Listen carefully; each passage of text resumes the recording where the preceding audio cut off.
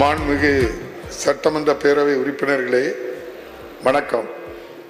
2024ஆம் ஆண்டிற்கான சட்டமன்ற பேரவையின் முதல் கூட்டத்தில் எனது உரையை நிகழ்த்துவதை நான் பெரும் பேராக கருதுகிறேன். அனைவருக்கும் எனது புத்தாண்டு வாழ்த்துக்களை தெரிவித்துக் கொள்வதோடு இப்புத்தாண்டில் நமது மாநிலத்தில் மகிழ்ச்சியும் வளமும் நலமும் தழைத்தோங்க எனது மனமார்ந்த வாழ்த்துக்களை தெரிவித்துக் கொள்கிறேன். தமிழ்நாட்டின் வளர்ச்சி குறித்து இந்த அரசின் உயர்ந்த நோக்கங்களை காலத்தை வென்ற ஐயன் திருவள்ளுவரின் குறள் ஒன்றை குறிப்பிட்டு எனது உரையை தொடங்க விரும்புகின்றேன். பிணியின்மை செல்வம், விளைவின்பம் ஏமம், அணி என்ப நாட்டில் இவை 5. மக்களுக்கு நோயற்ற வாழ்வு, விளைச்சல் மிகுதி, பொருளாதார வளம், இன்ப நிலை, உரிய பாதுகாப்பு ஆகிய 5ம் ஒரு நாட்டுக்கு அழகு. மாண்புமிகு ஆளுநர் அவர்கள் இதுவரை வாசித்து அளித்திருக்கின்றார்கள். மீதியை நான் தொடர்ந்து வாசிக்கிறேன். இந்த சட்டமன்றத்திற்கு என்பதை தெரிவித்துக் கொள்கிறேன். கடந்த 10 ஆண்டுகளில்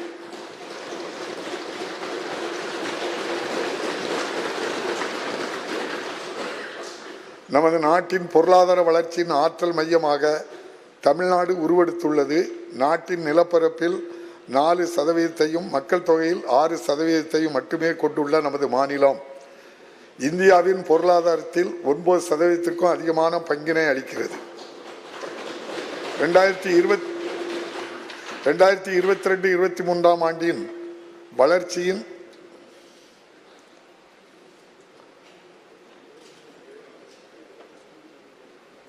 7.2% நிலையான வளர்ச்சி வீதத்தை விஞ்சி நமது மாநிலத்தின் பொருளாதாரம் 8.19% உயர்ந்துள்ளது. அதே வேளையில் சராசரி பணவீக்கத்தை பொறுத்தவரை 2022-23ஆம் ஆண்டில் நாட்டின் 6.65% பணவீக்கத்துடன் ஒப்பிடும்போது தமிழ்நாட்டின் பணவீக்கம் 5.97% உள்ளது. இந்திய நாட்டை விட தமிழ்நாடு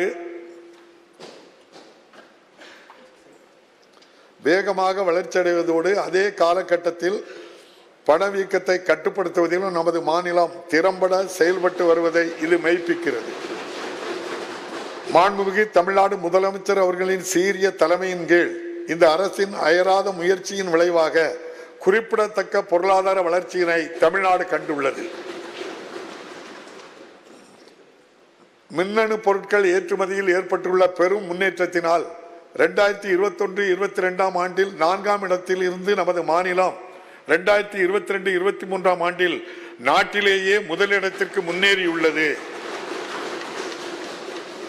நிதி ஆயோக்கின் 2022ஆம் ஆண்டு ஏற்றுமதி தயார் நிலை குறியீட்டின்படி மகாராஷ்டிரா, கர்நாடகா மற்றும் குஜராத் ஆகிய மாநிலங்களை விஞ்சி நாட்டிலேயே முதல் மாநிலமாக தமிழ்நாடு திகழ்கிறது.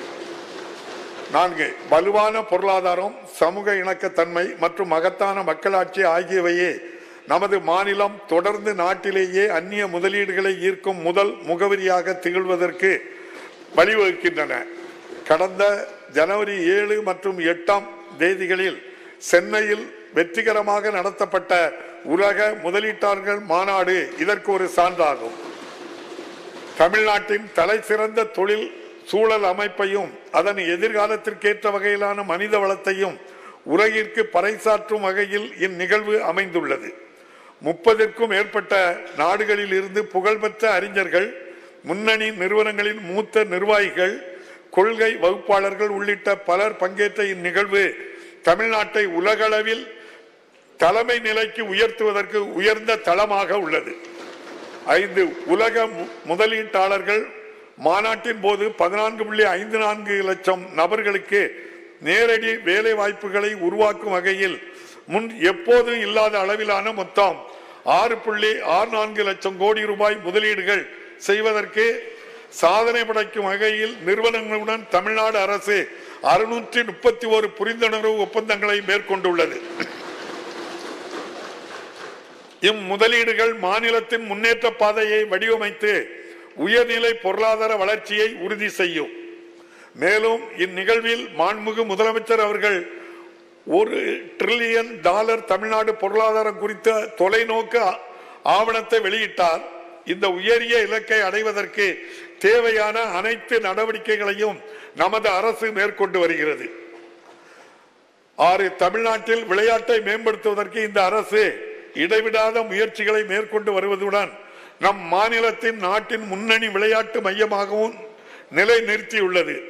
சர்வதேச செஸ் ஒலிம்பியாட் மற்றும் கோலா இந்தியா இளைஞர் விளையாட்டு போட்டிகள் போன்ற மகத்தான விளையாட்டு நிகழ்வுகளை சிறப்பாக நடத்தியதன் மூலம் அந்த நோக்கம் வெற்றிகரமாக நிறைவேறியுள்ளது. 6வது கோலோ இந்தியா இளைஞர் விளையாட்டு போட்டிகள் தமிழ்நாட்டில் முதன்முறையாக ஜனவரி 16, 2024 அன்று மாண்புமிகு இந்திய பிரதமர் அவர்களால் பிரமாண்டமாக தொடங்கி வைக்கப்பட்டது. 13 நாட்கள் நடைபெற்ற இப்போட்டிகளில் 26 விளையாட்டு பிரிவுகளில் நாடு முழுவதிலும் இருந்து 5600 இளம் விளையாட்டு வீரர்கள் தேசிய அரங்கில் தங்களின் திறனை வெளிப்படுத்தினர். இம்முறை தமிழ்நாடு 38 தங்கம், 21 வெள்ளி மற்றும் 39 வெண்கலம் என மொத்தம் 98 பதக்கங்களை பெற்று இந்தியாவிலே 2வது இடம் பிடித்து சாதனை படைத்தது.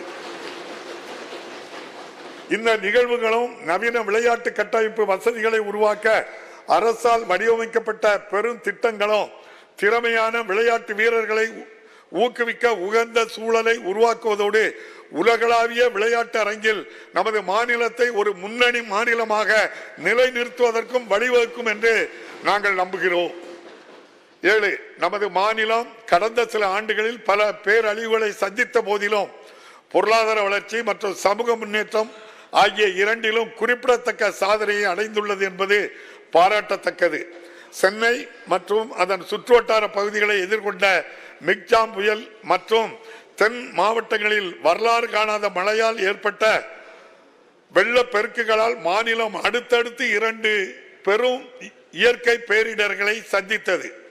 மிக்ஜாம் புயல் காரணமாக சென்னை, திருவள்ளுவர், செங்கல்பட்டு மற்றும் காஞ்சிபுரம் மாவட்டங்களில் 44 மணி நேரம் வரலாறு காணாத அளவில் தொடர்ந்து பெருமழை பெய்தது. வெள்ள நிவாரண நடவடிக்கைகளை உடனடியாக மேற்கொள்ள முழு அரசு இயந்திரமும் போர்க்கால அடிப்படையில் முடுக்கிவிடப்பட்டு நிவாரண பணிகளை மாண்புமிகு முதலமைச்சர் அவர்கள் தலைமையிலான அரசு மேற்கொண்டது. திறமையான திட்டமிடல் மற்றும் செம்பரம்பாக்கம் நீர்த்தேக்கத்தின் நீர் மேலாண்மை போன்றவற்றால் மனித உழைப்புகள் மற்றும் சொத்து இழப்புகள் பெருமளவில் குறைக்கப்பட்டுள்ளன.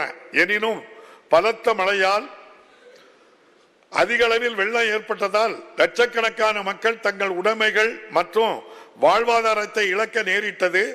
அரசால் மேற்கொள்ளப்பட்ட துரித நிவாரணம் மற்றும் சீரமைப்பு பணிகளின் விளைவாக பெரும்பாலான பகுதிகள் ஒரு சில நாட்களிலேயே இயல்பு நிலைக்கு திரும்பின. மிக்ஜாம் புயலின் பாதிப்பில் இருந்து நமது மாநிலம் மீள்வதற்கு முன்னரே தென் மாவட்டங்களான திருநெல்வேலி, தூத்துக்குடி, தென்காசி மற்றும் கன்னியாகுமரி ஆகவே வரலாறு காணாத கனமழையால் ஏற்பட்ட வெள்ளப்பெருக்கால் மிகவும் பாதிக்கப்பட்டன. இப்பகுதிகளில் ஏற்பட்ட வெள்ளப்பெருக்கினால் கணிசமான அளவில் உயிரிழப்புகள் ஏற்பட்டு உடைமைகளும் சேதமடைந்தன. மக்களின் துயர் நீக்கும் பொருட்டு மாண்புமிகு முதலமைச்சர் அவர்கள் 1487 கோடி ரூபாய் செலவில் சென்னை மற்றும் அதன் சுற்றுவட்டார பகுதிகளில் பேரிடரால் பாதிக்கப்பட்ட 24.2 லட்சம் குடும்பங்களுக்கு தலா 6000 ரூபாய் ரொக்கம் உள்ளிட்ட பல நிவாரண உதவிகளை அறிவித்தார். மேலும் திருநெல்வேலி மற்றும் தூத்துக்குடி மாவட்டங்களில் பெரிதும் சேதமடைந்த பகுதிகளில் பாதிக்கப்பட்ட 6,63,000 குடும்பங்களுக்கு ரொக்க நிவாரண உதவியாக ரூபாய் 6000 திருநெல்வேலி, தூத்துக்குடி, கன்னியாகுமரி மற்றும் தென்காசி மாவட்டங்களில் சேதமடைந்த பகுதிகளில் உள்ள பாதிக்கப்பட்ட சுமார் 14,31,000 குடும்பங்களுக்கு தலா 1000 ரூபாய் வீதம் 541 கோடி ரூபாய் செலவில் வழங்கப்படும் என்பதை அறிவித்தார். மிக்ஜாம் புயல் மற்றும் தென் மாவட்டங்களில் வரலாறு காணாத எதிர்பாரா மழை பொழிவினால் மாநிலத்தின் பொது சொத்துக்கள் மற்றும் கட்டமைப்புகளுக்கு பெருமளவில் சேதம் ஏற்பட்டுள்ளது. எனவே தற்காலிக மற்றும் நிரந்தர மறுசீரமைப்பு பணிகளுக்காக தென் மாவட்டங்களுக்கு 18,244 கோடி ரூபாயும், சென்னை மற்றும் அதனை சுற்றியுள்ள பகுதிகளுக்கு 19,692 கோடி ரூபாயும் நிதி தேவைப்படுகிறது. இப்பேரழிவின் பாதிப்புகள் குறித்து ஒன்றிய அரசிடம் வழங்கப்பட்ட 2 விரிவான அறிக்கைகளின் அடிப்படையிலும் ஒன்றிய அரசு அலுவலர் குழுவின் நேரடி ஆய்வின் அடிப்படையிலும் தேசிய பேரிடர் நிவாரண நிதியில் இருந்து உடனடியாக ஒன்றிய நிதி வழங்கும் என்று நம்புகிறோம். இயற்கை பேரிடர்களை திறம்பட கையாண்ட இந்த அரசிற்கு எனது மனமார்ந்த பாராட்டுகளை தெரிவித்துக் கொள்கிறேன். எதிர்வரும் மாதங்களில் நமது மாநிலம் அதன் பொருளாதாரமும் இந்த பாதிப்புகளில் இருந்து வலிமையுடன் மீண்டலும் என்று உறுதியாக நம்புகிறேன். இயற்கை பேரிடர்களால் ஏற்பட்ட பெரும் நிதி சுமை நிலவும் நிலையில் சரக்கு மற்றும் சேவை வரி நடைமுறைப்படுத்தப்பட்டதை தொடர்ந்து மாநிலங்களின் நிதி ஆதாரங்களை திரட்டும் திறனும் வெகுவாக பாதிக்கப்பட்டுள்ளது. மாநிலங்கள் தங்களது வரி விதிக்கும் அதிகாரங்களை விட்டுக் கொடுக்க ஒப்புக்கொண்ட போது சரக்கு மற்றும் சேவை வரி முறையின் முந்தைய காலத்திற்கு இணையான வருவாய் எட்டப்படும் வரை மாநிலங்களுக்கு போதுமான இழப்பீடு வழங்கப்படும் என்று நியாயமான எதிர்பார்ப்பு இருந்தது. ஆனால் ஒன்றிய அரசு 30/6/2022 அன்று சரக்கு மற்றும் சேவை வரி இழப்பீட்டு முறையை நிறுத்தியதின் விளைவாக ஒவ்வொரு ஆண்டும் அரசுக்கு ஏறத்தாழ 20,000 கோடி ரூபாய் பற்றாக்குறை ஏற்பட்டுள்ளது. எனவே இந்த சரக்கு மற்றும் சேவை வரி இழப்பீட்டு முறையை ஒன்றிய அரசு தொடர்ந்திட வேண்டும் என்று வலியுறுத்தப்பட்டுள்ளது. இந்நிதி நெருக்கடிக்கு இடையே சென்னை மெட்ரோ ரயில் 2ஆம் கட்ட திட்ட பணிகளுக்கு தனது பங்களிப்பை வழங்குவதாக உறுதியளித்திருந்த ஒன்றிய அரசு தனது வாக்குறுதியை நிறைவேற்றவில்லை. இத்திட்டத்தில் ஒன்றிய அரசும் நமது அரசும் 50-50 என்ற விகிதத்தில் சம பங்களிப்பு இருக்கும் என்ற அடிப்படையில் 63,246 கோடி ரூபாய் மதிப்பீட்டில் ஒப்புதல் அளிக்கப்பட்டது. இத்திட்டம் 21-22 ஆண்டின் ஒன்றிய வரவு செலவு திட்ட உரையில் ஒன்றிய நிதி அமைச்சரால் அறிவிக்கப்பட்டு மாண்புமிகு ஒன்றிய உள்துறை அமைச்சரால் தொடங்கி வைக்கப்பட்டது. ஆனால் 17/8/2021 அன்று திட்ட முதலீட்டு வாரியம் PIP ஒப்புதல் அளித்தும் இத்திட்டத்திற்கு ஒன்றிய அரசால் ஒப்புதல் அளிக்கப்படவில்லை. சென்னை மெட்ரோ ரயில் திட்டத்தின் 2ஆம் கட்டத்தின் கருத்துரு நிலுவையில் வைக்கப்பட்டுள்ள நிலையில் இதே காலகட்டங்களில் பிற மாநில திட்டங்களுக்கு ஒன்றிய அரசு நிதி உதவி வழங்க ஒப்புதல் அளித்துள்ளது. மேலும் வருத்தத்தை நமக்கு அளிக்கின்றது. இந்த நியாயமற்ற அணுகுமுறையின் விளைவாக 2ஆம் கட்டத்திற்கான முழு செலவினமும் மாநில அரசால் அதன் வரவு செலவு திட்ட நிதியில் இருந்து மேற்கொள்ளப்படுகிறது. இதனால் மாநில நிதி நிலையில் கடுமையான நெருக்கடி ஏற்படுகிறது. எனவே ஒன்றிய அரசு திட்டத்திற்கான ஒப்புதலை விரைவில் அளிக்குமாறு வலியுறுத்துகிறோம். இத்தகைய சவால்களுக்கு இடையேயும் மக்களின் குறைகளை உடனுக்குடன் களைந்திடும் திறன்மிகு நிர்வாகத்தை வழங்கிட இந்த அரசு உறுதியாக உள்ளது. முதல்வரின் முகவரி என்ற துறையின் கீழ் இதுவரை மொத்தம் 20,31,000 மனுக்கள் பெறப்பட்டு தகுதிகளின் அடிப்படையில் 19,69,000 மனுக்களுக்கு வெற்றிகரமாக தீர்வுகள் காணப்பட்டுள்ளன. அரசு நிர்வாகத்தையும் பொதுமக்களையும் மேலும் இணைக்கும் பொருட்டு இந்த அரசு மக்களுடன் முதல்வர் என்ற மற்றொரு முன்னோடி திட்டத்தினை தொடங்கியுள்ளது. இத்திட்டத்தின் பெயருக்கேற்ப தமிழ்நாட்டு மக்களின் வாழ்வின் ஒவ்வொரு நிலையிலும் மாண்புமிகு முதலமைச்சர் அவர்கள் தொடர்ந்து உடன் பயணிப்பார் என்ற நம்பிக்கையை இந்த முன்னோடி திட்டம் விதைத்துள்ளது. இத்திட்டத்தின் முதற்கட்டத்தில் மாண்புமிகு முதலமைச்சர் அவர்களின் நேரடி கண்காணிப்பில் அனைத்து மாவட்டங்களில் உள்ள நகர்ப்புற உள்ளாட்சி அமைப்புகள் மற்றும் புறநகரை சுற்றியுள்ள பெரிய அர்பன் ஊராட்சிகளில் 30 நாட்களுக்குள் சேவைகளை வழங்கி மனுக்கள் மீது தேவையான நடவடிக்கைகளை மேற்கொள்ள 2058 முகாம்கள் நடத்தப்பட்டுள்ளன. பொதுமக்களோடு நேரடி தொடர்பில் உள்ள 13 அரசு துறைகள் வழங்கும் சேவைகள் மீது இந்த முகாம்கள் கவனம் செலுத்துகின்றன. இதுவரை பெறப்பட்ட 2,67,000 மனுக்களில் 2,40,000 மனுக்களுக்கு மன நிறைவுடன் தீர்வு காணப்பட்டுள்ளது. சட்டம் ஒழுங்கு பராமரிப்பு மற்றும் மத நல்லிணக்கம் ஆகியவற்றுக்கு மாநில அரசு முன்னுரிமை வழங்குவதனால் வெளிநாட்டு முதலீட்டாளர்கள் மற்றும் வர்த்தக நிறுவனங்களால் தமிழ்நாடு அமைதியான மாநிலமாக கருதப்படுகிறது. இது அண்மையில் நடந்து முடிந்த உலக முதலீட்டாளர்கள் மாநாட்டில் பிரதிபலிக்கப்பட்டுள்ளது. குற்றச் செயல்களை தடுப்பதில் இந்த அரசு சமரசமற்ற அணுகுமுறையை கடைபிடித்து வருகிறது. மேலும் சமுதாய கண்காணிப்பு, நவீன தொழில்நுட்பத்தை பயன்படுத்தி கண்காணிப்பு மற்றும் குற்றச் செயல்களில் ஈடுபடுவோர் மீது கடுமையான நடவடிக்கை எடுத்தல், சட்டம் ஒழுங்கை நிலைநிறுத்திட தேவையான அனைத்து நடவடிக்கைகளையும் அரசு எடுத்து வருகிறது. அனைவரையும் உள்ளடக்கிய வளர்ச்சி, சமூக நீதி மற்றும் சமத்துவம் ஆகிய கொள்கைகளின் அடிப்படையிலான திராவிட மாடல் ஆட்சி முறையை பின்பற்றுவதில் இந்த அரசு உறுதியாக உள்ளது.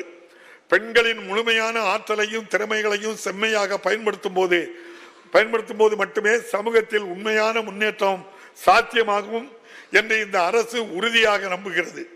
இந்த நோக்கத்துடன் இந்த அரசு தனது முதன்மை திட்டமான கலைஞர் மகளிர் உரிமை திட்டத்தை தொடங்கி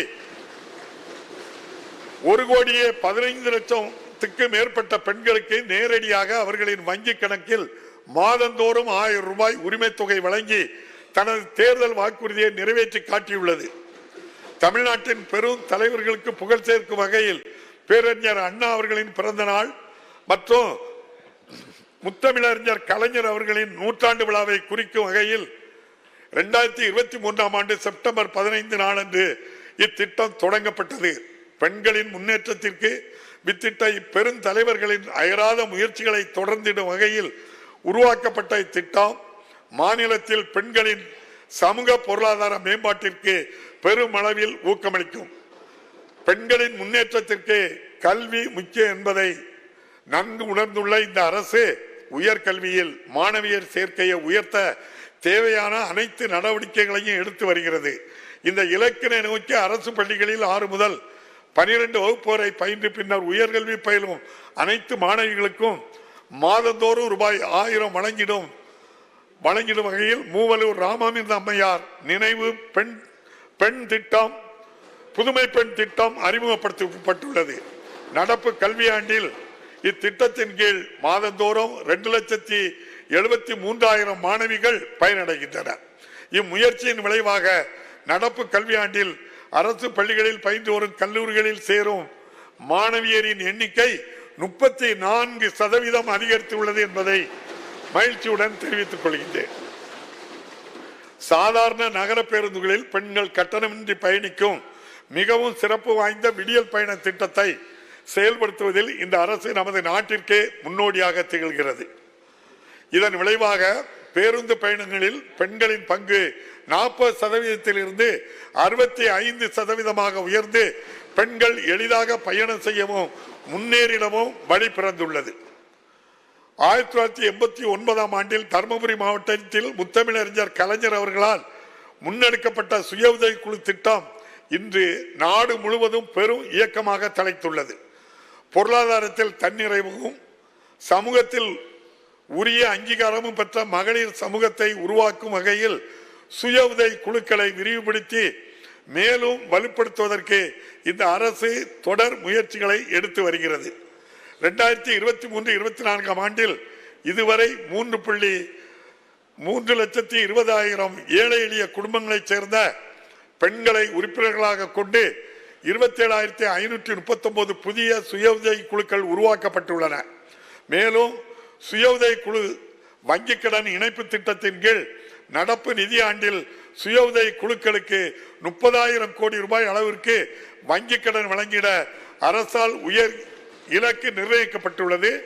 இதுவரை சுய உதவி குழுக்களுக்கு 24,926 கோடி ரூபாய் வழங்கப்பட்டுள்ளது.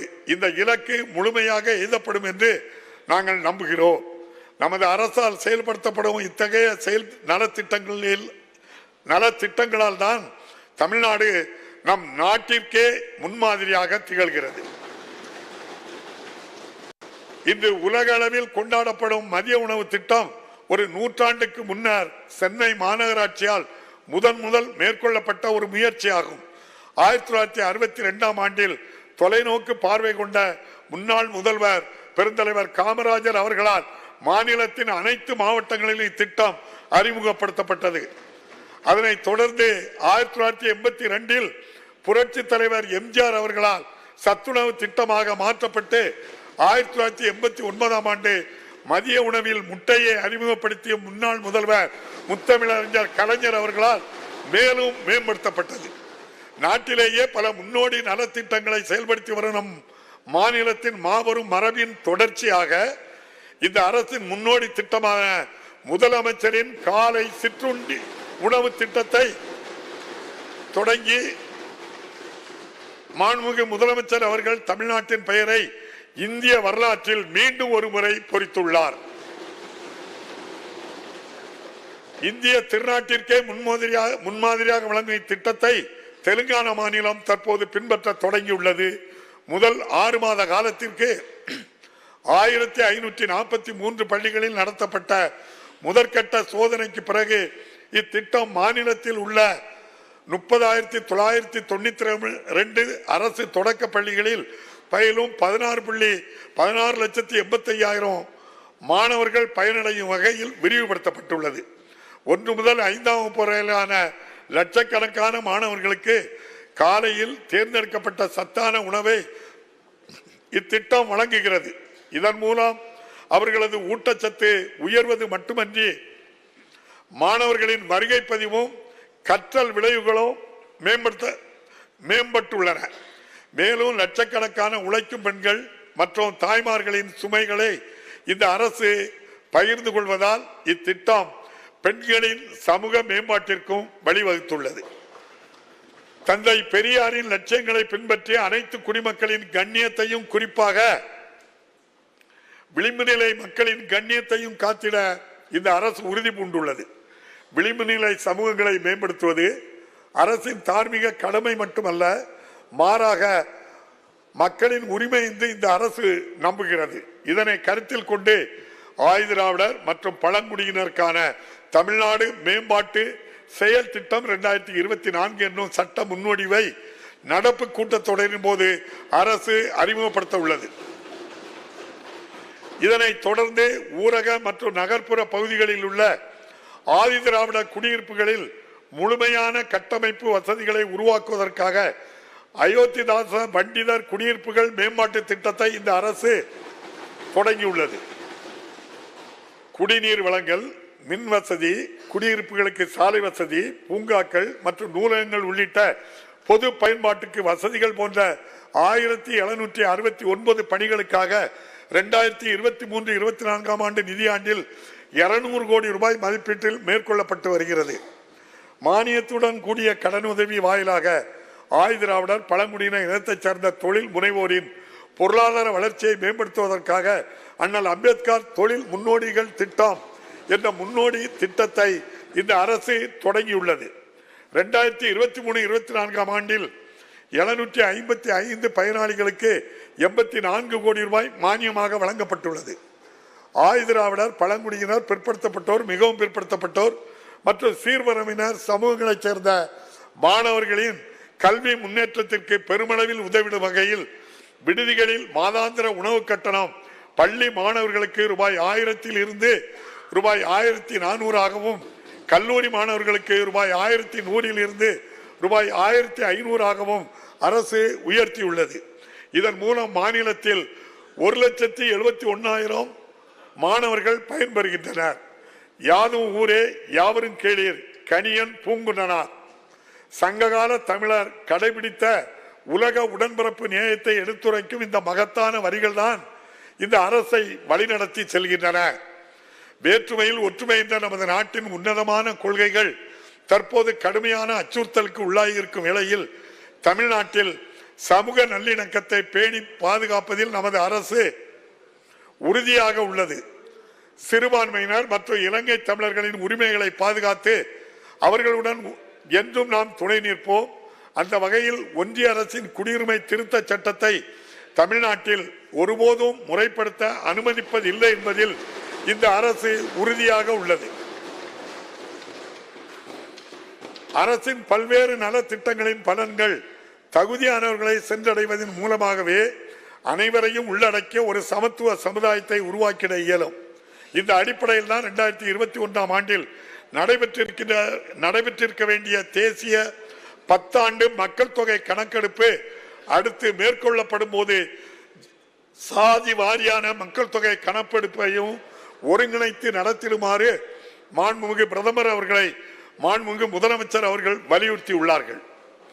நம்பகத்தன்மை வாய்ந்த புள்ளி விவரங்களின் அடிப்படையில் தான் ஆராய்ந்து உரிய கொள்கை முடிவுகளை எடுத்திட இந்த முயற்சி பெரும் உதவியாக இருக்கும் என்பதால் இக்கோரிக்கை ஒன்றிய அரசால் ஏற்கப்படும் என்று இந்த அரசு நம்புகிறது.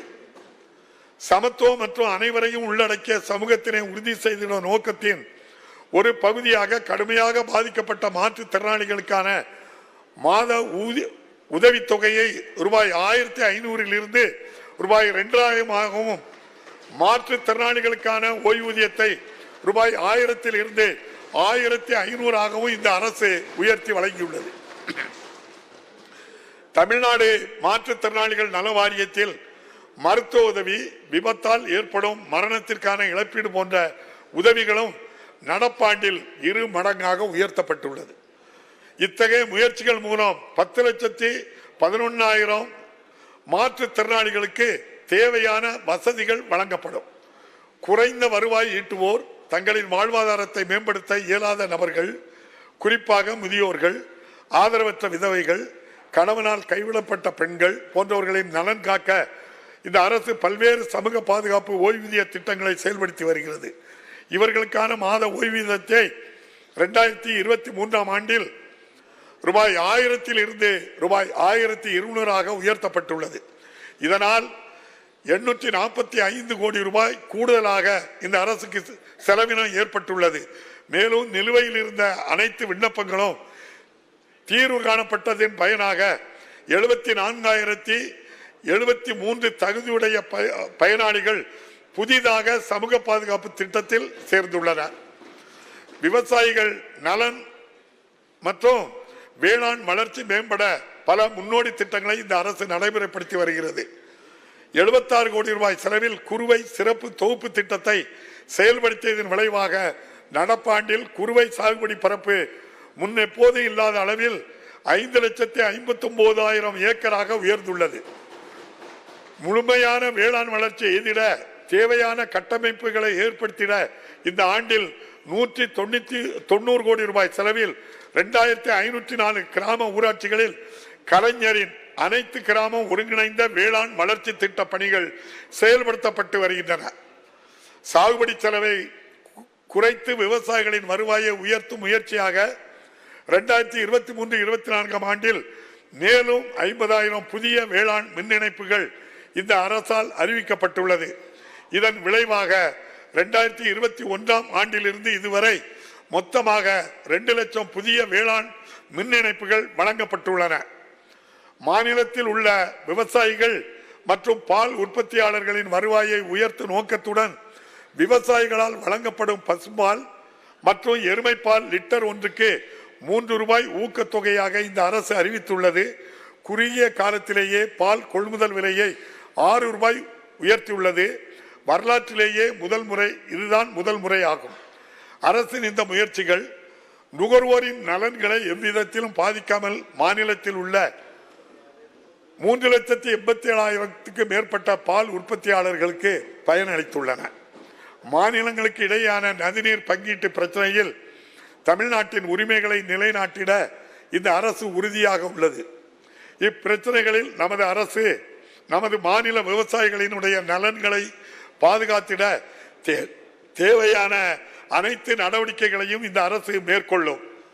மாண்புமை உச்சநீதிமன்ற உத்தரவின்படி காவிரி நதிநீர் மேலாண்மை ஆணையம் நதிநீர் பங்கீட்டிற்கான அறிவியல் ரீதியான கணக்கீட்டை உருவாக்க வேண்டும் என்று தொடர்ந்து வலியுறுத்ததோடு காவிரியில் மேகதாது அணை கட்டுவதை தடுக்க தேவையான அனைத்து முயற்சிகளையும் முன்னெடுப்போம்.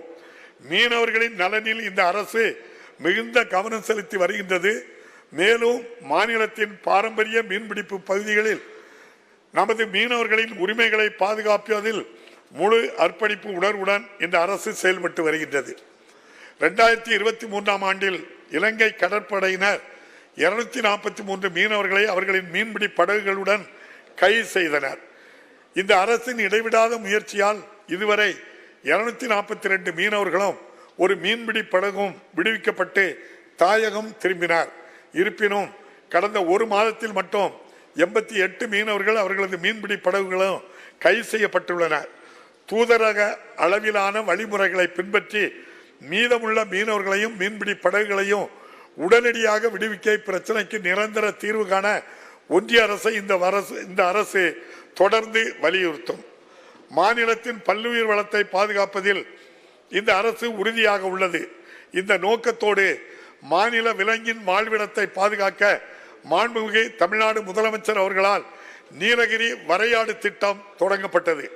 மேலும் மாண்புமிகு முதலமைச்சர் அவர்களால் தாவரங்கள், விலங்கினங்கள் மற்றும் கடல்வாழ் உயிரினங்களை சட்டவிரோத கடத்தலை தடுக்கும் வகையில் தமிழ்நாடு வனம் மற்றும் வனவிலங்கு கட்டுப்பாட்டு மையம் ஒன்று அமைக்கப்பட்டுள்ளது.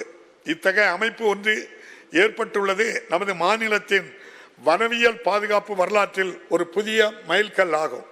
மீண்டும் மஞ்சப்பை, தமிழ்நாடு பசுமை காலநிலை நிறுவனம் மற்றும் சுற்றுச்சூழல் வீராங்கனைகள் ஆகிய நமது அரசின் 3 முன்னோடி முயற்சிகளும் ஒன்றிய சுற்றுச்சூழல் காலநிலை மாற்றம் மற்றும் வன அமைச்சகத்தால் சிறப்பான நடைமுறைகளாக அங்கீகரிக்கப்பட்டு அண்மையில் துபாயில் நடைபெற்ற சர்வதேச மாநாட்டில் COP28 காட்சிப்படுத்தப்பட்டு உலக அளவிலான அங்கீகாரத்தை பெற்றுள்ளன. நமது மாநிலத்தின் சுகாதார நிறுவனங்களின் வியத்தகு சாதனைகளால் மருத்துவ சுற்றுலாவில் நாட்டிலேயே முதன்மையான இடமாக தமிழ்நாடு திகழ்கிறது. இதற்காக மருத்துவ கட்டமைப்பின் தரத்தை மேலும் விரிவுபடுத்துவதில் இந்த அரசு கவனம் செலுத்தி வருகிறது. குறிப்பாக 15 மாத காலத்திற்குள்ளாகவே கிண்டியில் 1000 படுக்கைகள் கொண்ட கலைஞர் நூற்றாண்டு பன்னோக்கு உயர் சிறப்பு மருத்துவமனையை 240 கோடி ரூபாய் செலவில் அரசு கட்டமைத்து செயல்பாட்டுக்கு கொண்டு வந்து சாதனை படைத்துள்ளது. தொற்றா நோய்களின் பரவலை தடுக்கும் நோக்கத்துடன் மக்கள் வீட்டில் இருந்தபடியே கட்டணமில்லா மருத்துவ சேவையை பெற்று பயனடையும் வகையில் இந்த அரசால் தொடங்கப்பட்ட மக்களை தேடி மருத்துவம் திட்டம் மாபெரும் வெற்றியை பெற்றுள்ளது. இதுவரை இத்திட்டத்தின் கீழ் 1,07,00,000 கோடி நபர்கள் பயனடைந்துள்ளார்கள். நாட்டிலேயே முன்னோடி முயற்சியாக விபத்து நடந்த முதல் 48 மணி நேரத்திற்குள் அனைவருக்கும் கட்டணமில்லா அவசர சிகிச்சை கிடைப்பதை உறுதி செய்திட இந்த அரசு இன்னுயிர் காப்போம் நம்மை காக்கும் 48 திட்டத்தை அறிமுகப்படுத்தி இத்திட்டத்தின் கீழ் மதிப்புமிக்க எண்ணற்ற உயிர்கள் காக்கப்பட்டு இதுவரை 2,17,000 நபர்கள் பயனடைந்துள்ளனர். மாணவர்களிடையே கற்றல் இடைவெளியை குறைப்பதென இல்லந்தேடி கல்வி மற்றும் அடிப்படை எழுத்தறிவை மேம்படுத்த எண்ணும் எழுத்தும் போன்ற திட்டங்களை செயல்படுத்தி கல்வி தரத்தை மேம்படுத்துவதற்கு இந்த அரசு முனைப்புடன் செயலாற்றி வருகிறது. குறிப்பாக இல்லந்தேடி கல்வி திட்டம் தன்னார்வர்கள் மூலம் 1,65,000 மையங்களில் செயல்படுத்தப்பட்டு வருகிறது. மாநிலத்தில் 24,86,000 மாணவர்கள் பயன்பெற்று வருகின்றனர். குழந்தைகள் மற்றும் பெரியவர்கள் மத்தியில் வாசிப்பு பழக்கத்தை வளர்க்கும் வகையில் 2 லட்சம் சதுரடியில் 6 மாடி கட்டிடத்தில் 4 லட்சம் புத்தகங்களை கொண்ட அதிநவீன கலைஞர் நூற்றாண்டு நூலகத்தை மதுரையில் சுமார் 218 கோடி ரூபாய் செலவில் இந்த அரசு அமைத்துள்ளது. கலைக்கூடம், பல்நோக்கு அரங்கம், குழந்தைகளுக்கான சிறப்பு அரங்கம், மாநாட்டு கூடம் என அனைத்து நவீன வசதிகளுடன் செயல்படும் இந்நூலகம் தென் மாவட்ட மக்களுக்கு பெரும் பயனளித்து வருகிறது.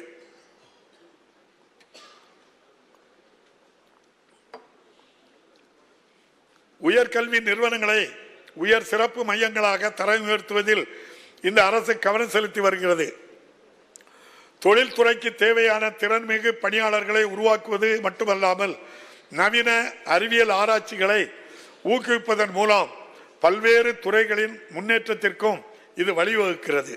தொழில்துறை 4.0 தரநிலையை எய்துவதற்காக தொழில்துறை அமைப்புகளுடன் இணைந்து 3,014 கோடி ரூபாய் மதிப்பீட்டில் 45 அரசு தொழில்நுட்ப கல்லூரிகளிலும் 2,877 கோடி ரூபாய் மதிப்பீட்டில் 71 அரசு தொழிற்பயிற்சி நிறுவனங்களிலும் ITI பாடத்திட்டங்களையும் கட்டமைப்புகளையும் மேம்படுத்துவதற்கான முன்னோடி திட்டத்தை இந்த அரசு செயல்படுத்தி வருகிறது.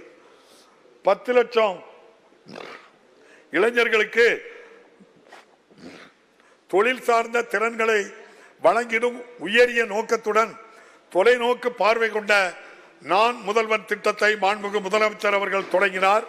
2022-23 ஆண்டிலேயே எதிர்பார்ப்புகளை தாண்டி இத்திட்டம் 13 லட்சத்திற்கும் அதிகமான மாணவர்களுக்கு பயிற்சி அளித்து இலக்கை தாண்டியது.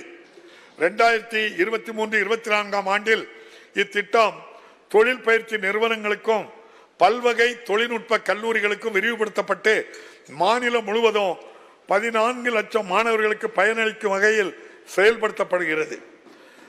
மேலும் இத்திட்டத்தின் கீழ் கடந்த ஆண்டு 1,84,000 விண்ணப்பதாரர்களில் 1,19,000 மாணவர்கள் வேலைவாய்ப்பை பெற்றதன் வாயிலாக இத்திட்டம் மாபெரும் வெற்றியை பெற்றுள்ளது. மாநிலத்தில் வேலைவாய்ப்பை பெருக்கிட குறு சிறு மற்றும் நடுத்தர நிறுவனங்கள் ஆற்றிடும் மகத்தான பங்கினை இந்த அரசு உணர்ந்துள்ளது. கோவிட் தொற்று காலத்திற்கு பிறகு இந்த துறைக்கு மிக முக்கியமான கடன் தேவைகளை நிறைவு செய்யும் வகையில் தமிழ்நாடு கடன் உத்தரவாத திட்டத்தை இந்த அரசு அறிமுகப்படுத்தியது. இதன் விளைவாக குறு சிறு மற்றும் நடுத்தர தொழில் நிறுவனங்களுக்கு இதுவரை 4,679 கோடி ரூபாய் மொத்த கடன்கள் வழங்கப்பட்டுள்ளன. இது முந்தைய ஆண்டை ஒப்பிடும்போது 203% அதிகமாகும். புத்தொழில்களையும் புத்தாக சுற்றுச்சூழல் அமைப்பையும் வளர்ப்பதற்காக எடுக்கப்பட்ட இந்த அரசின் அயராத முயற்சிகளை அங்கீகரிக்கும் வகையில் ஸ்டார்ட் அப் இந்தியா 2022 தரவரிசையில் நம் மாநிலம் சிறந்த செயலாற்று மாநிலமாக தேர்ந்தெடுக்கப்பட்டுள்ளது. இதற்கு முன்னதாக 2018 ஆண்டில் நம் மாநிலம் கடைசி இடத்தில் வகைப்படுத்தப்பட்டிருந்த நிலையில் இந்த சாதனை நம் மாநிலத்தின் செயல்திறனில் ஒரு மாபெரும் முன்னேற்றத்தை காட்டுகிறது. இது தமிழ்நாடு புத்தொழில் ஆதார நிதி, வளர்ந்து வரும் துறைக்கான ஆதார நிதி, ஆதி திராவிடர் மற்றும் பழங்குடியினர் புத்தொழில் நிதி மற்றும் தமிழ்நாடு புத்தொழில் மற்றும் புத்தாக்க கொள்கை உள்ளிட்ட இந்த அரசின் முன் முயற்சிகளுக்கு கிடைத்த அங்கீகாரம் எனலாம். பல்வேறு துறைகளில் பணியாற்றும் அமைப்பு சாரா தொழிலாளர்களின் நலன் மற்றும் மேம்பாட்டிற்காக பல முயற்சிகளை அரசு எடுத்துள்ளது. குறிப்பாக தமிழ்நாடு இணையவழி தற்சார்பு GIG ஒர்க்கர்ஸ் தொழிலாளர்கள் நல வாரியத்தை தொடங்கியுள்ளது. உணவு விநியோகம், வாடகை பயணம் போன்ற இணையவழி அடிப்படையிலான ஒருங்கிணைப்பு தங்கள் மூலமாக பணியாற்றும் 1 லட்சத்திற்கும் அதிகமான அமைப்பு சாரா தொழிலாளர்களின் நலனை இந்த வாரியம் பாதுகாக்கும். தமிழ்நாட்டின் அனைத்து பகுதிகளுக்கும் பரவலாக வளர்ந்தால்தான் மாநிலத்தின் வளர்ச்சி நிலைத்தக்கதாக இருக்கும் என்று அரசு நம்புகிறது. எனவே ஊரக பகுதிகளில் தரமான கட்டமைப்பை வசதிகளை உருவாக்குவதற்கு அனைத்து கிராம அண்ணாமலர்ச்சி திட்டம் 2 மாநிலம் முழுவதும் செயல்படுத்தப்பட்டு வருகிறது. 2023-24 ஆண்டில் இதன் கீழ் 2504 கிராம ஊராட்சிகளில் 1149 கோடி ரூபாய் மதிப்பீட்டில் பல்வேறு பணிகள் மேற்கொள்ளப்பட்டு வருகின்றன. மாநிலத்தின் ஊரக பகுதிகளில் உள்ள அனைத்து வீடுகளுக்கு பாதுகாக்கப்பட்ட குடிநீர் இணைப்புக்கான வழங்குவதற்காக ஜல்ஜீவன் திட்டத்தின் கீழ் 18,228 கோடி ரூபாய் செலவில் ஒருங்கிணைந்த குடிநீர் வழங்கல் திட்டங்களுக்கு அரசு ஒப்புதல் அளித்துள்ளது.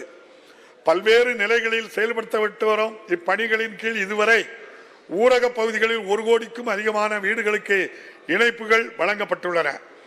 ஊரக பகுதிகளில் சாலை இணைப்புகளுக்கு சிறப்பு முக்கியத்துவம் அளித்து ஊராட்சி ஒன்றியங்கள் மற்றும் கிராம ஊராட்சிகள் சாலைகளை மேம்படுத்திட முதல்வரின் கிராம சாலைகளை மேம்பாட்டு திட்டத்தை அரசு அறிமுகப்படுத்தியுள்ளது.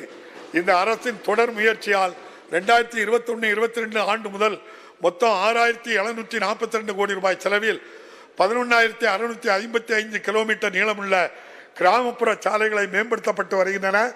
மேலும் முக்கியமான பெரிய ஊராட்சி சாலைகளை இதர மாவட்ட சாலைகளுக்கு இணையாக கொண்டு வர 2,787 கிலோமீட்டர் நீள சாலைகளை 3,056 கோடி ரூபாய் செலவில் மேம்படுத்தும் பணிகளை அரசு மேற்கொண்டுள்ளது. மாநில நெடுஞ்சாலைகள் மற்றும் இதர முக்கிய சாலைகள் மேம்படுத்துவதற்காக நடப்பாண்டில் விரிவான சாலை கட்டமைப்பு மேம்பாட்டு திட்டத்தின் கீழ் 3,059 கிலோமீட்டர் நீள சாலை மேம்பாட்டு பணிகளை 4,861 கோடி ரூபாய் செலவிலும் 187 பாலங்கள் கட்டுமான பணிகளை 553 கோடி ரூபாய் செலவிலும் இந்த அரசு மேற்கொண்டு வருகிறது. பெருகி வரும் மக்கள் தொகை மற்ற நகர்ப்புற மக்களின் அதிகரித்து வரும் எதிர்பார்ப்புக்கு ஏற்ப உள்ளாட்சி அமைப்புகள் அளித்திடும் சேவைகளின் தரத்தை தொடர்ந்து விரிவுபடுத்தி மேம்படுத்துவது இந்த அரசின் முக்கிய கடமையாகும். 2021ஆம் ஆண்டு முதல் 1,45,00,000 பயனாளிகளுக்கு 21,156 கோடி ரூபாய் செலவில் 261 குடிநீர் வழங்கல் திட்டங்களை அரசு அனுமதித்துள்ளது. மேலும் 13 நகராட்சிகள் 12 நகராட்சிகளுக்கான 47 பாதாள சாக்கடை திட்டங்களுக்காக 71,67,000 பயனாளிகள் பயன்பெறும் வகையில் 10,314 கோடி ரூபாய் மதிப்பீட்டில் ஒப்புதல் அளிக்கப்பட்டுள்ளது. சாலைகளின் தரத்தை உயர்த்தவும் மேம்படுத்தவும் நகர்ப்புற சாலை மேம்பாட்டு திட்டத்தின் கீழ் அனைத்து நகர்ப்புற உள்ளாட்சி அமைப்புகளிலும் 19,766 சாலை பணிகளுக்காக 1,564 கோடி ரூபாய் மதிப்பீட்டில் ஒப்புதல் அளிக்கப்பட்டுள்ளன. மாநிலத்தில் உள்ள பல்வேறு திருக்கோயில்களில் சொத்துக்கள் மற்றும் நிலங்களை பாதுகாப்பதில் இந்த அரசு உறுதியாக உள்ளது. இதுவரை கோயில்கள் மற்றும் அறநிலையங்களுக்கு சொந்தமான 5,579 கோடி ரூபாய் மதிப்புள்ள 6,071 ஏக்கர் நிலங்களை இந்த அரசு ஆக்கிரமிப்பில் இருந்து மீட்டுள்ளது. மேலும் இந்த அரசு பொறுப்பேற்றதிலிருந்து மொத்தம் 1,290 கோயில்களில் திருப்பணிகள் மேற்கொள்ளப்பட்டு குடமுழுக்குகள் செய்யப்பட்டுள்ளன. 1000 ஆண்டுகள் பழமை வாய்ந்த கோயில்களை பழமை மாறாமல் புதுப்பித்து பாதுகாப்பதற்கான பணிகளை 294 கோடி ரூபாய் செலவில் மேற்கொள்ளப்பட்டு வருகின்றன. தமிழ் என்பது மொழி மட்டுமல்ல, நம்மை ஒன்றிணைத்து நமது வாழ்வை செம்மைப்படுத்தும் உயிர் நாடி. நமது பழமையின் பெருமை, தற்காலத்தின் சிறப்பு மற்றும் எதிர்கால வளத்தின் ஊற்றாகும். உலக தமிழர்களுக்கும் தாய் தமிழகத்திற்கும் இடையேயான தொப்புள் கொடி உறவை பேணி பாதுகாக்க அனைத்து முயற்சிகளையும் இந்த அரசு தொடர்ந்து மேற்கொண்டு வருகிறது. அயலக தமிழ் இளைஞர்களுக்கு முழு நிதி உதவியுடன் கூடிய பண்பாட்டு சுற்றுலா அனுபவத்தை வழங்குவதற்காக இந்த அரசு அண்மையில் வேர்களை தேடி திட்டத்தை அறிமுகப்படுத்தியுள்ளது. தமிழ்நாட்டின் வளமான வரலாறு, பண்பாடு மற்றும் கட்டடக்கலை ஆகியவற்றின் பல்வேறு அம்சங்களை அவர்களுக்கு அறிமுகப்படுத்துவதன் மூலம் உலக நாடுகளில் தமிழ்நாட்டின் பண்பாட்டு தூதர்களாக மாற்றுவதை இந்த திட்டம் நோக்கமாக கொண்டுள்ளது. இந்த அரசு பதவியேற்றது முதல் மக்களுக்கு அளித்த வாக்குறுதிகளை நிறைவேற்றி வருவது மட்டுமின்றி அவர்களின் எதிர்பார்ப்புகளையும் தாண்டி அவர்களது தேவைகளையும் நிறைவு செய்துள்ளோம். இந்த குறுகிய காலத்தில் நாங்கள் நிறைவேற்றிய சாதனைகள் மற்றும் நாங்கள் ஒன்றாக அடைந்த முன்னேற்றம் குறித்து இன்று இந்த மக்கள் மன்றத்தில் முன் பெருமிதத்தோடு நிற்கிறோம். தமிழ்நாட்டு மக்களின் நல்வாழ்வு மற்றும் செழுமைக்காக நாங்கள் அர்ப்பணிப்புடன் செயல்பட்டு வருவதோடு மகத்தான தமிழ் கனவை நனவாக்க உறுதியாக உள்ளோம். இந்த அரசின் மீது நம்பிக்கை வைத்துள்ள தமிழ்நாட்டு மக்களுக்கு நான் நன்றி தெரிவித்துக் கொள்வதோடு சமூக நீதி, மத நல்லிணக்கம், பகுத்தறிவு சிந்தனை மற்றும் மக்களாட்சியின் மாண்புகள் போன்றவற்றை நாட்டிற்கே வழிகாட்டியாக தமிழ்நாடு தொடர்ந்து திகழும் வகையில் இந்த நம்பிக்கை வரும் காலங்களிலும் நிலைக்கும் என நம்புகிறேன். மீண்டும் ஒரு முறை அனைவருக்கும் இனிய புத்தாண்டு வாழ்த்துக்களை தெரிவித்துக் கொண்டு மகாகவி பாரதியாரின் காலத்தை வென்ற கவிதை வரிகளுடன் எனது உரையை நிறைவு செய்கிறேன். வாழிய செந்தமிழ், வாழிய நற்றமிழர், வாழிய பாரத மணித்திருநாடு. நம்முடைய மாண்புமிகு ஆளுநர் அவர்களை முறைப்படி அழைத்து வந்து அவர்களிடம் இந்த தமிழ்நாடு அரசு ஆளுநர் உரைக்கு தயாரிப்புகளை எல்லாம் அவர்களுடைய ஒப்புதல் பெற்று அதை வாசிப்பதற்காக வந்தார்கள். வந்த இடத்தை நான் அதை குறைவாக வாசித்தார்கள். அதை குறையாக நான் சொல்ல விரும்பவில்லை. ஆனால் அதன் பின் ஜனகணமன பாடியிருக்க வேண்டும் முதலில் என்று ஒரு கருத்தை சொன்னார்கள். அதாவது எல்லோருக்கும் நிறைய கருத்துக்கள் இருக்கு, அவற்றையெல்லாம் பேசுவது மரபல்ல. மிக உயர்ந்த பதவியில் இருக்கின்ற மாண்புமிகு ஆளுநர் அவர்களை இந்த அரசு, முதல்வர், முதலமைச்சர்கள், சட்டமன்ற உறுப்பினர்கள் எத்தனையோ கருத்து கொள்கை வேறுபாடுகள் இருந்தாலும் மாண்போடு நடத்துவதுதான் இந்த தமிழக அரசினுடைய பண்பு, முதல்வருடைய பண்பு. அதில் மாற்றமில்லை. நம்முடைய மாண்புமிகு ஆளுநரை நான் அன்போடு கேட்டுக்கொள்கின்றேன். உங்கள் மனதில் இருப்பதை நீங்கள் சொன்னீர்கள். எங்கள் மனதில் இருப்பதை இவ்வளவு பெரிய வெள்ளம் புயல் ஏற்பட்டிருக்கின்றது. ஒரு பைசா கூட நிதி தரவில்லை. பல லட்சம் கோடி ரூபாய் நம்முடைய மாண்புமிகு PM கேர் ஃபண்டில் உள்ளது. PM கேர் ஃபண்டு இந்திய மக்களால் கணக்கெழுத முடியாத, கணக்கு கேட்க முடியாத பண்டில் இருந்தாவது ஒரு 50,000 கோடி ரூபாயை ஐயா வாங்கி தந்தால் நன்றாக இருக்குமே என்று நான் கேட்கலாமே.